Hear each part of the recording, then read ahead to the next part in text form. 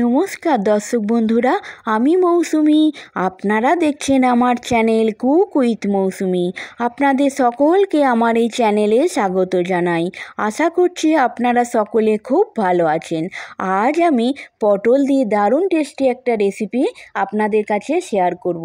এটা দেখতে যতটা লোভনীয় হয়, খেতেও দুর্দান্ত লাগে। ডিনারে বা স্কুল অফিসে টিফিনে রুটি পরোটার সাথে পটলের এই শুকনো তরকারিটা থাকলে জাস্ট জমে যাবে। তাই আপনাদের কাছে আমার অনুরোধ রইল, ভিডিওটা স্কিপ না করে পুরোটা দেখবার জন্য। এই রেসিপিটা তৈরি করার জন্য বিশেষ কোনো উপকরণের দরকার পড়ে না। ঘরে থাকা মাত্র কয়েকটি উপকরণ দিয়ে এই রেসিপিটা তৈরি হয়ে যায়। তাহলে চলুন দেখিনি এটা কিভাবে বানালাম। আমি এখানে 250 গ্রামের মতো পটল নিয়েছি। তারপর পটলটাকে একটু জল দিয়ে ভালো করে ধুয়ে নিয়েছি। আর নিয়েছি দুটো মিডিয়াম সাইজের পেঁয়াজ। তারপর আমি পটলটাকে এইভাবে লম্বা লম্বা করে 4 পিস করে কেটে নিয়েছি। আর পটলের মধ্যে একটু সামান্য খোসাও আমি রেখে দিয়েছি। এতে কি হবে, পটলটা খুব বেশি নরম হয়ে যাবে না, খেতেও ভালো লাগবে। পেঁয়াজটাকে আমি লম্বা করে কেটে নিয়েছি। আর কাঁচা লঙ্কাটাকে চিড়ে নিয়েছি। আর নিয়েছি কিছু কারি পাতা। মশলার মধ্যে আমি এখানে নিয়েছি দেখুন, ধনে গুঁড়ো, জিরে গুঁড়ো, লঙ্কা গুঁড়ো, কাশ্মীরি লঙ্কা গুঁড়ো, হলুদ, চাট মশলা, গরম মশলা আর স্বাদ মতো নুন। এরপর আমি গ্যাসের চুলায় কড়াই বসিয়ে দিয়েছি। কড়াইটা যখন হালকা গরম হয়ে যাবে, তখন আমি এর মধ্যে 5 থেকে 6 চামচ সাদা তেল দিয়ে দিলাম। তেলটা আপনারা এর থেকেও কম বেশি করে নিতে পারেন। আর চাইলে সর্ষে তেলেও রান্নাটা করতে পারেন। আমি সাদা তেলেই করছি। তেলটা যখন গরম হয়ে যাবে, তখন আমি এর মধ্যে ফোড়ন হিসাবে দিলাম গোটা সর্ষে আর গোটা জিরে। সর্ষে আর জিরেটা যখন একটু ভাজা ভাজা হয়ে যাবে, তখন আমি এর মধ্যে দিয়ে দেব কারি পাতা। দেখুন, কারি পাতাটা আমি এর মধ্যে দিয়ে দিলাম। তারপর কারি পাতাটা একটু ভাজা ভাজা হয়ে যাবে যখন, তখন আমি এর মধ্যে দিয়ে দেবো কেটে রাখা পেঁয়াজ আর কাঁচা লঙ্কাটা। গ্যাসের ফ্লেমটা আমি এই সময় মিডিয়াম রেখেছি, খুব বেশি হাই করিনি, তাহলে কি হবে, এগুলো তাড়াতাড়ি পুড়ে যাবে। মিডিয়াম রেখেই আমি পেঁয়াজ আর কাঁচা লঙ্কাটাকে একটু হালকা করে ভেজে নেব। খুব বেশি কড়া করে ভাজবো না, হালকা করে একটু নাড়াচাড়া করে 2 মিনিট আমি পেঁয়াজটাকে একটু ভেজে নেব। দেখুন, পেঁয়াজটাকে আমি এইভাবে হালকা করে একটু ভেজে নিয়েছি। এরপর আমি পটলগুলো এর মধ্যে দিয়ে দেব। পটলগুলো আমি এর মধ্যে দিয়ে দিলাম। তারপর পটলটাকে 5 মিনিটের মতো একটু ভালোভাবে নাড়াচাড়া করে নেব পেঁয়াজের সঙ্গে। এইভাবে 5 মিনিট পেঁয়াজের সঙ্গে একটু নাড়াচাড়া করে নেব। তারপর এটাকে ঢাকনা দিয়ে ভাপে আমি আরও 5 মিনিট এটাকে রান্না করব। ঢাকনাটা দিয়ে দিলাম।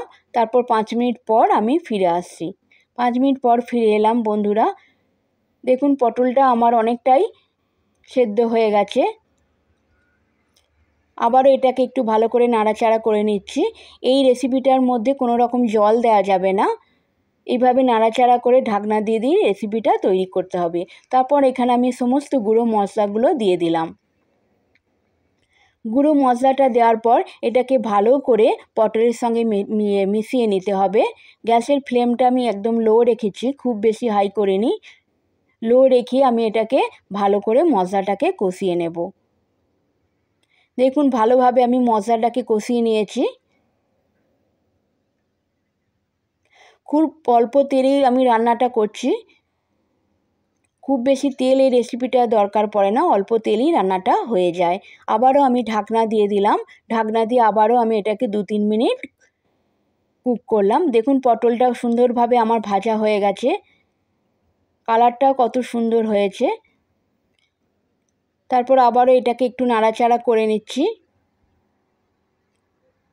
দেখুন, কোনো রকম জল আমি এই রেসিপিটাতে দিইনি। এইভাবে ঢাকনা দিয়ে দিয়েই আমি ভাপেই পটলটাকে ভালোভাবে ভেজে নিয়েছি। তারপর সামান্য একটু চিনি আমি দিয়ে দিলাম। চিনিটা দিলে কি হবে, তরকারির টেস্টটা ব্যালেন্স থাকবে। চিনিটা দেওয়ার পর আবারও একটু এটাকে নাড়াচাড়া করে নিলাম।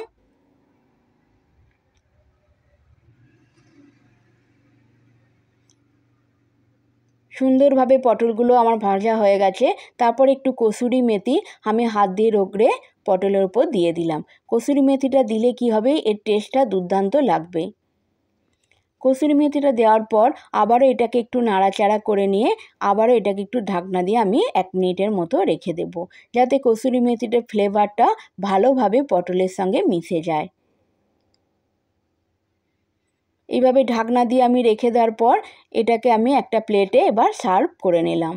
বন্ধুরা, আপনারা কিন্তু অবশ্যই বাড়িতে বানিয়ে একবার এরকমভাবে খাবেন। পটলের রান্না তো অনেক রকমভাবে ঘরে করেছেন, একবার আমার এই রেসিপিটা ট্রাই করবেন। আমি গ্যারান্টি দিয়ে বলতে পারি এটা খেতে দারুণ লাগবে। এটা গরম গরম ভাত, রুটি, পরোটার সাথে খেতে দারুণ লাগে। আর বন্ধুরা, আমার এই রেসিপিটা আপনাদের যদি ভালো লেগে থাকে তাহলে অবশ্যই একটা লাইক করবেন, কমেন্ট করবেন, শেয়ার করবেন, আর চ্যানেলে যদি নতুন হয়ে থাকেন তাহলে একটা সাবস্ক্রাইব করে দেবেন। আবার কোনো নতুন রেসিপির ভিডিও নিয়ে চলে আসবো। ততদিনে সবাই খুব ভালো থাকবেন।